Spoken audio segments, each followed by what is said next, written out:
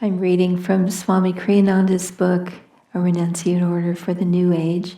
These are practical ways in which we can work on getting rid of the ego in ourselves. Ego is ever present. We just need to learn how to work with it and transcend it in ourselves. It's very difficult when we have a body and we're working in this world, we're interacting with others. And Swami's being very masterful in this book of giving us very practical ways of working with the ego. Never draw people's attention to yourself. Try to keep it centered in the topic under discussion.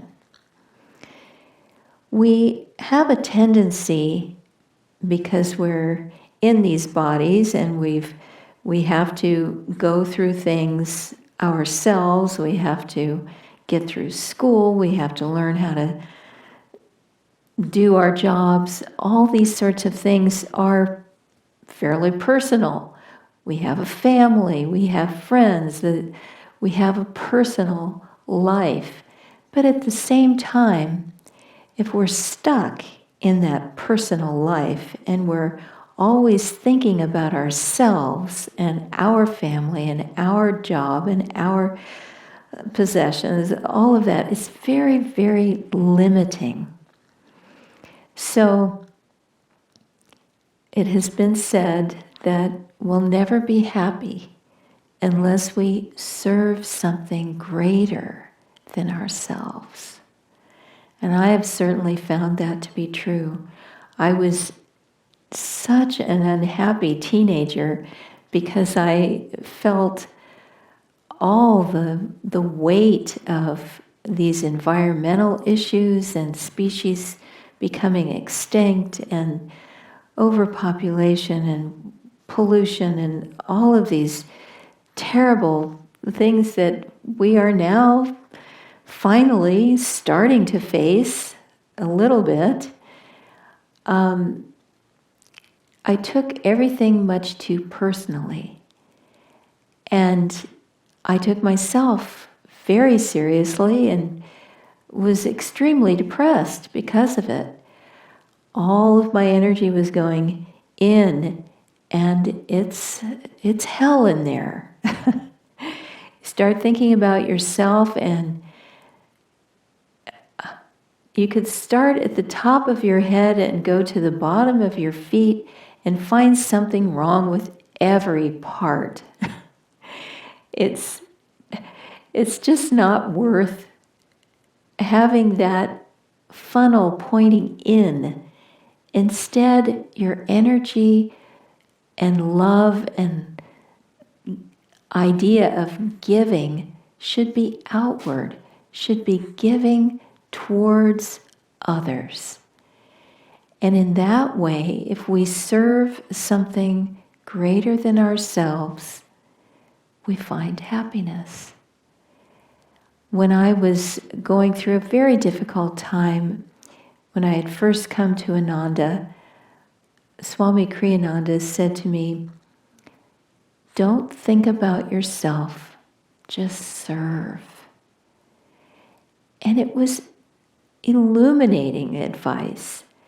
The minute that I stopped dwelling on all the things that were wrong inside of myself and started moving energy and giving and putting out energy, I was happy. We have a saying at Ananda, energy and joy go hand in hand. Think of others. Don't dwell on your own problems, your own faults. If we move enough energy through us, a lot of that stuff will be washed away. Those things, those faults and problems that we have, a lot of it is just karma from the past.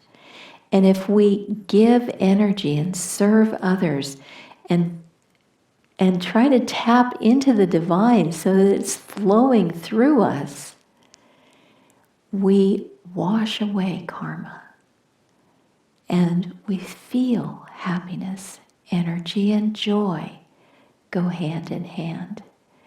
So, as this reading is saying, deflect people's attention away from yourself. Try to keep it centered on the project, on the work of the moment, whatever it is you're discussing or working on together. Don't let it get personal. Let it move in a good direction, thinking not about yourself, but what's the energy that you're trying to move.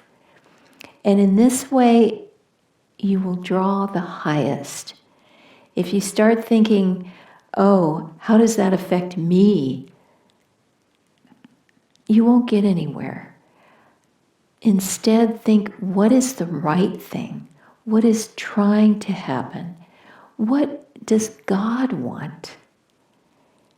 Swami would ask people to meditate before they would have meetings so that they would be centered and impersonal and trying to draw what God wants into the situation. And then they could discuss it impersonally without thinking, oh, well, I don't want that because that would affect me. But rather think, what does God want to happen?